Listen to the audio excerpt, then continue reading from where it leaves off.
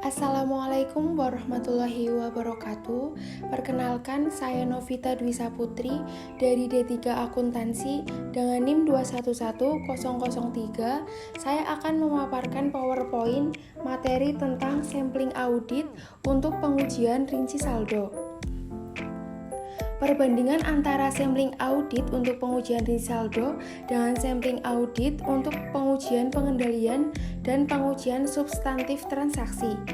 Perbedaan pokok antara pengujian pengendalian, pengujian substantif transaksi, dan pengujian rinci saldo terletak pada apa yang ingin diukur auditor. Jenis pengujian yang pertama, pengujian pengendalian, yang diukur itu efektivitas operasi pengendali internal. Yang kedua, pengujian substantif transaksi, yang diukur efektivitas pengendalian internal, kebenaran rupiah transaksi dalam sistem akuntansi.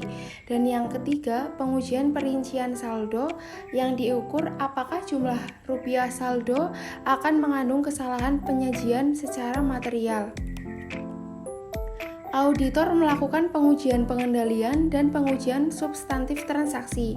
Yang pertama itu untuk menentukan apakah tingkat penyimpangan dalam populasi cukup rendah, dan yang kedua untuk menurunkan penilaian risiko pengendalian dan dengan mengurangi pengujian atas rinci saldo. Sampling non-statistik. Langkah sampling audit untuk pengujian atas rincian saldo, merencanakan sampel. Yang pertama, menyatakan tujuan pengujian audit. Yang kedua, memutuskan apakah sampling audit dapat diterapkan. Yang ketiga, merumuskan kesalahan penyajian. Dan yang keempat, merumuskan populasi. Kelima, merumuskan unit sampling. Keenam, menetapkan kesalahan penyajian. Ketujuh, menetapkan risiko bisa diterima untuk keliru menerima. Kedelapan, menaksir kesalahan penyajian dalam populasi. Kesembilan, menentukan ukuran sampel awal, memilih sampel dan melaksanakan prosedur audit. 10. Memilih sampel. 11. Melaksanakan prosedur audit. Mengevaluasi hasil ada menggeneralisasi dari sampel ke populasi, menganalisis kesalahan penyajian, memutuskan akseptabilitas populasi. Langkah sampling audit untuk pengujian pengendalian dan pengujian substantif transaksi.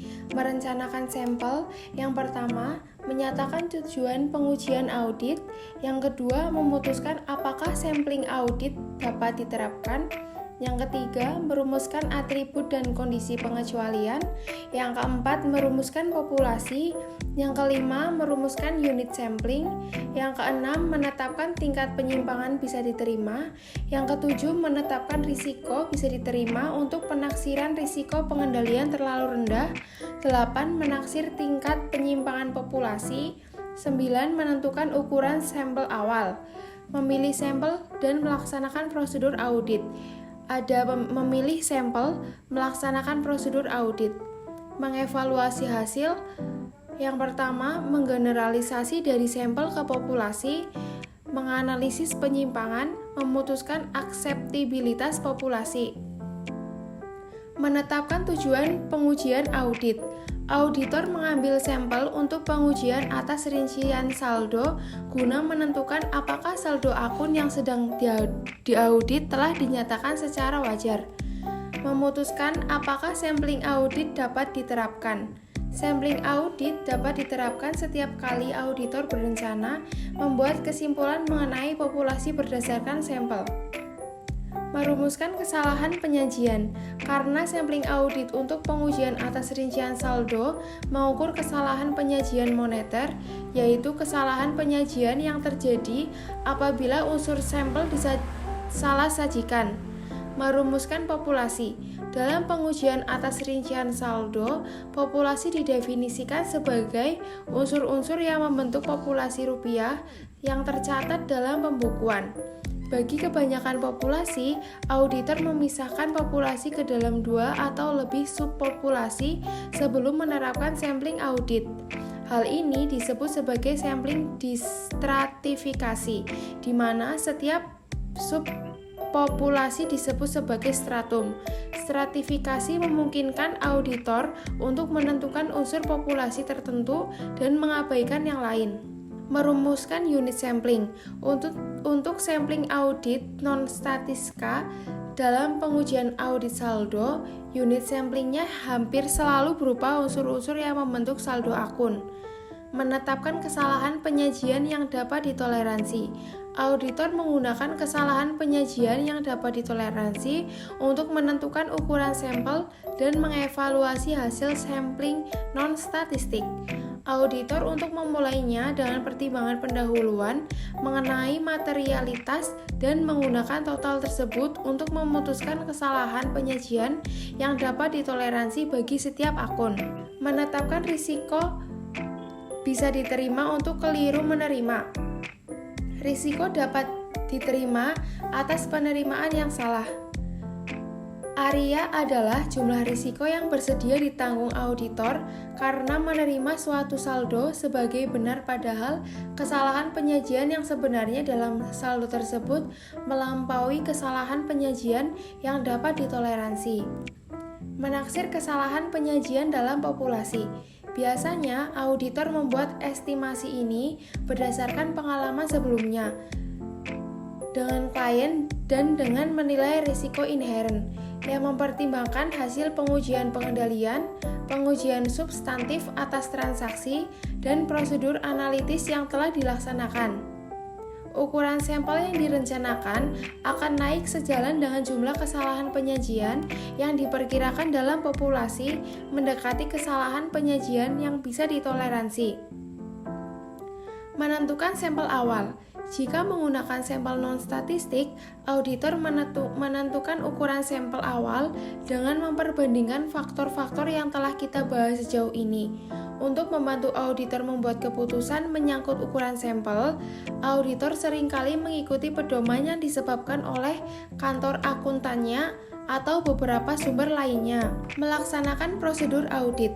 Untuk melaksanakan prosedur audit, auditor menerapkan prosedur audit yang tepat pada setiap unsur sampel untuk menentukan apakah unsur tersebut mengandung kesalahan penyajian.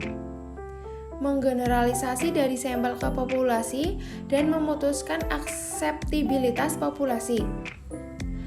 Auditor harus menggeneralisasi dari sampel ke populasi dengan yang pertama, memproyeksikan kesalahan penyajian dari hasil sampel ke populasi.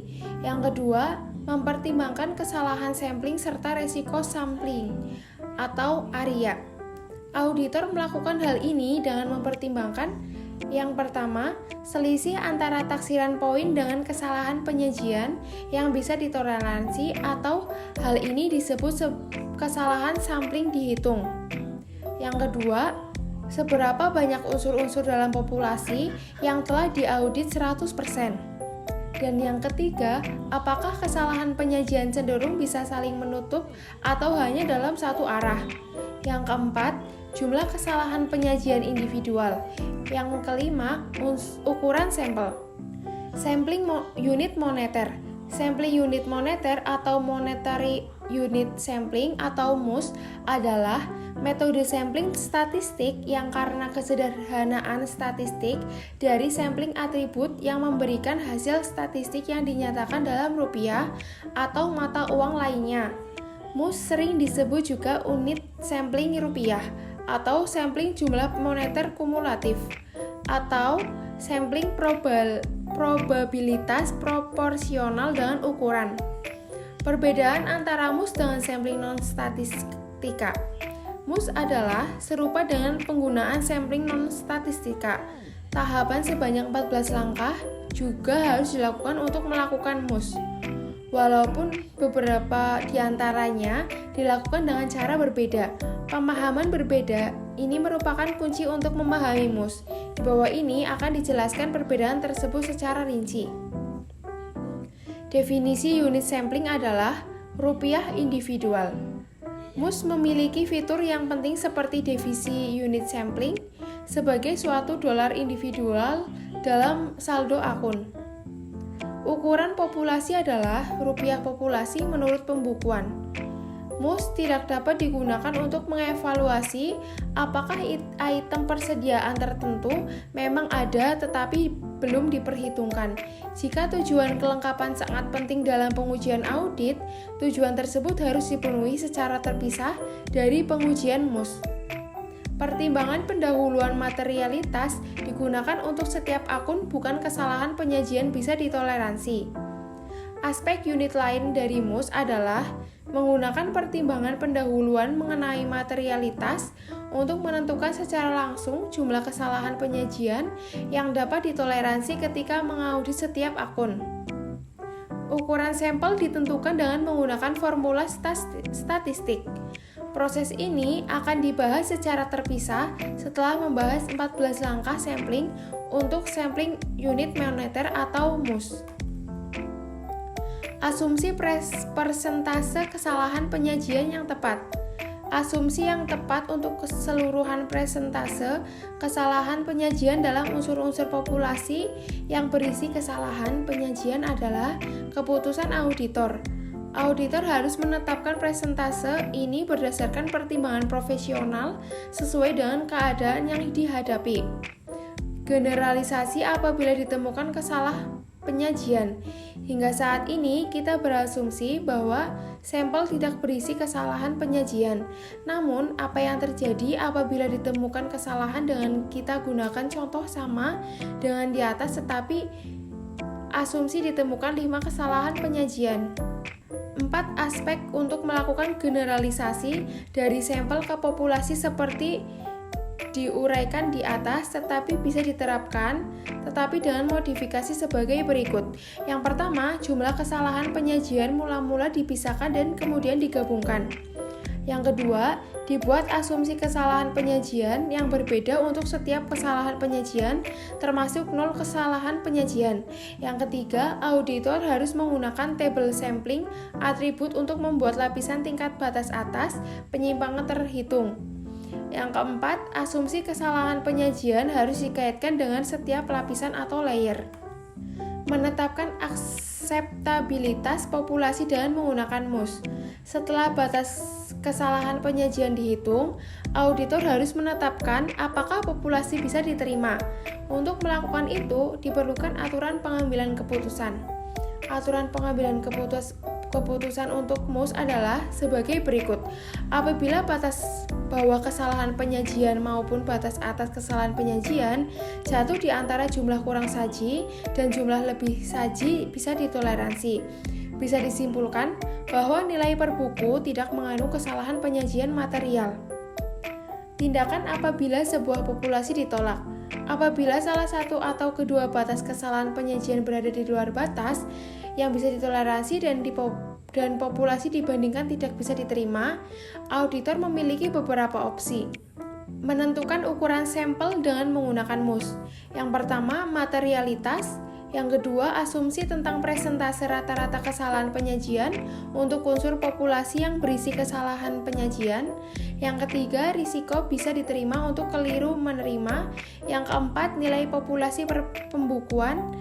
Yang kelima, estimasi tingkat penyimpangan populasi. Dan yang keenam, hubungan antara model risiko audit dengan ukuran sampel untuk MUS. Sampling variable. Seperti halnya sampling variabel adalah metode statistik yang digunakan auditor. Sampling variabel dan sampling non-statistik memiliki tujuan yang sama, yaitu untuk mengukur kesalahan penyajian dalam saldo akun. Perbedaan antara variabel sampling dengan sampling non-statistik yaitu penggunaan metode sampling variabel memiliki banyak kesamaan dengan sampel non-statistik. 14 tahapan yang telah kita bahas untuk sampling non-statistik semuanya harus dilakukan untuk metode variabel dan kebanyakan identik. Distribusi sampling. Untuk memahami mengapa dan bagaimana auditor menggunakan sampling variabel dalam auditing, perlu dipahami terlebih dahulu distribusi sampling dan bagaimana pengaruhnya terhadap kesimpulan statistika yang dilakukan auditor. Inferensi statistik. Pada umumnya, apabila sampel diambil dari suatu populasi dalam situasi audit yang sesungguhnya, auditor tidak mengetahui karakteristik populasi dan biasanya hanya satu sampel yang diambil dan populasi. Tetapi pengetahuan tentang distribusi sampling memungkinkan auditor untuk menarik inferensi statistik. Inferensi statistik ada 3, yaitu yang pertama estimasi selisih, yang kedua estimasi rasio, dan yang terakhir estimasi mean per unit. Metode statistika berjenjang. Seperti telah kita bicarakan di awal bab ini, sampling berjenjang adalah metode sampling di mana semua elemen dalam total populasi ditarik menjadi 2 atau 3 subpopulasi. Setiap populasi kemudian diuji secara independen. Risiko sampling, kita telah membahas risiko bisa diterima untuk kekeliruan penerima, untuk sampling non-statistik, untuk sampling variabel.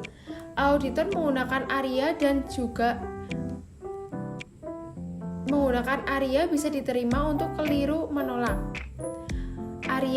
ARIA adalah risiko statistik bahwa auditor menerima populasi yang sesungguhnya mengandung kesalahan. Penyajian material ARIA adalah hal yang serius bagi auditor karena adanya potensi implikasi legal untuk menyimpulkan bahwa suatu saldo akun disajikan secara wajar, padahal akun tersebut mengandung kesalahan penyajian yang berjumlah material.